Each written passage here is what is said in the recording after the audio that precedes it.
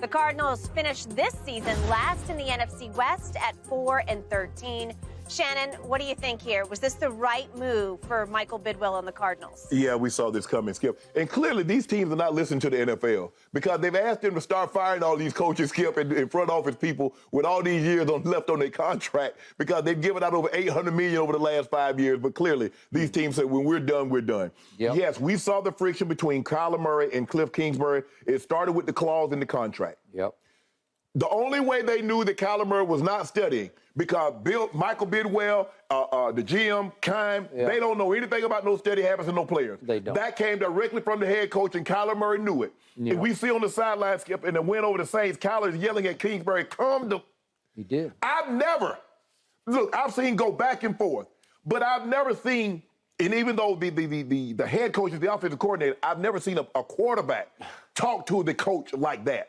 I'm like, bro, he done lost all respect for you. It's just a matter of time. Because at the end of the day, that's all we got. We got respect. Player got to respect coach. Coach got to respect player. And if it don't, just move it along. And so everybody saw that writing on the wall, Skip. And this year, it was bad from start to finish.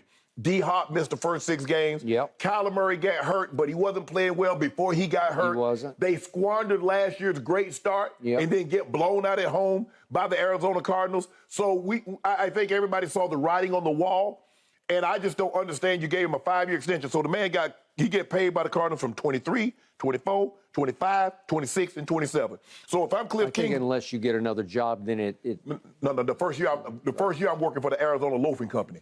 Now, I ain't doing nothing but loafing, and the Arizona Cardinals picking up the tab. Yep. I'm keeping my house in Paradise Valley. I think that's where he got a nice little crib out there, Skip. Nice. Yeah, I ain't doing nothing. Yep. I'm gonna kick my heels up. Don't call me. As a matter of fact, I'm gonna disconnect my phone. I hear you. So, yeah, Skip, we saw this. And then they have some off-the-field issues with the coach allegedly, Mexico groping somebody, and he resigned. And Skip, just a lot was going on. Yep. And so with that being said, no, I'm not surprised that Kingsbury got fired and the general manager stepped down.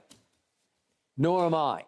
And I must add to what you just said, I was shocked when he got the job in the first place. He had been fired at Texas Tech with a losing record. Right. Wait a second. Yeah, he's failing upwards.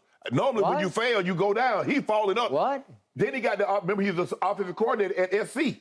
And then before call one play, they're like, you know what, come on out here. What? You're kidding. And I like Kliff as a guy. I like him. Yeah. But what did he do to qualify to be the head coach of the Arizona Cardinals? Absolutely nothing. Okay. Be born to his parents. Okay. He got it. That's exactly what he did. He was born to his parents. Okay. So he had his moments. They had the one big year where they went 11-6 and they reached the playoffs. Right. Okay. But too many times they rose and fell. Remember, Skip, that was the year they started 10-2, though. I know. They started 10-2. And you thought, okay, he's a hot commodity, and then he wasn't hot.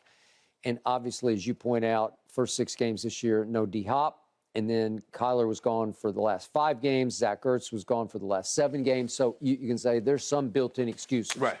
But to your largest point, in the end, if you clash with your quarterback to the point that you guys just can't make it together, you are going to be gone, Mr. Head Coach, because they can't fire Kyler. Unless you Belichick. Yeah, unless you're Belichick. That is true, but there's only one of those. We're going to talk about him in a few minutes, and he may be on some hotter and hotter seat. Okay.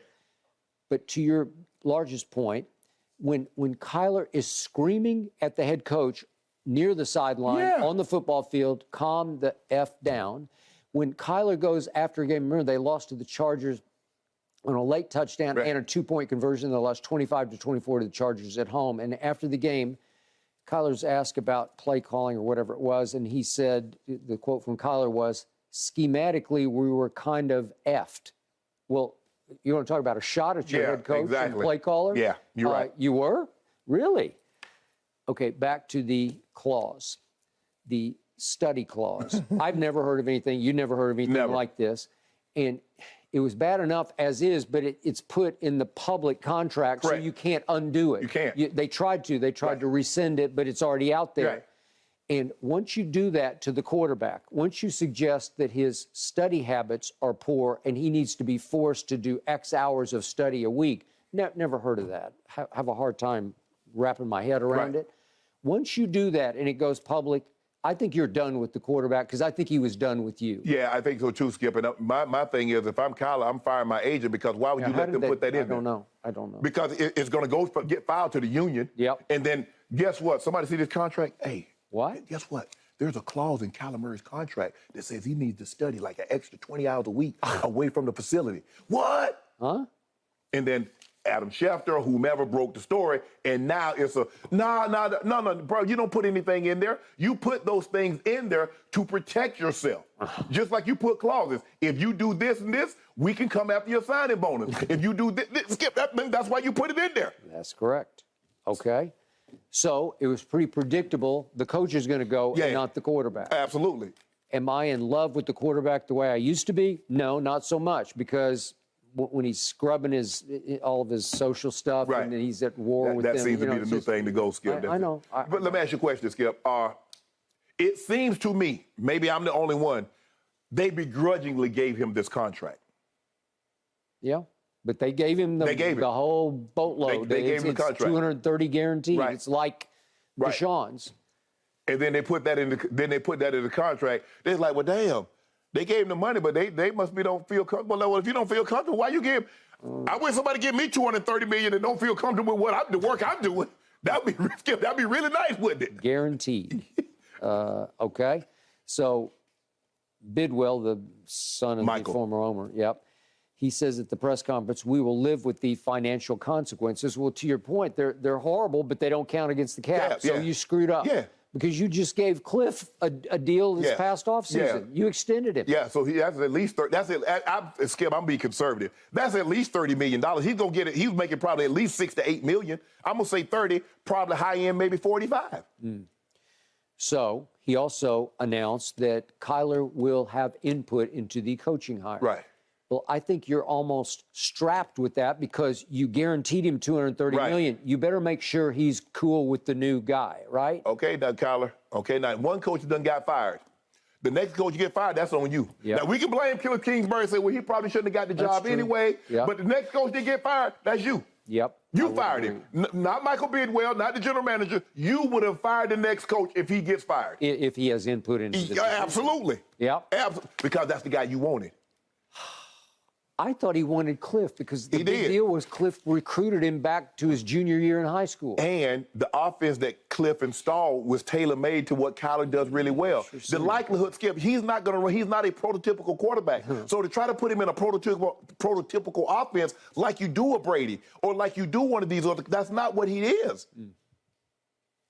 It doesn't feel real good out in Arizona right now. I'm just not sure where it's heading.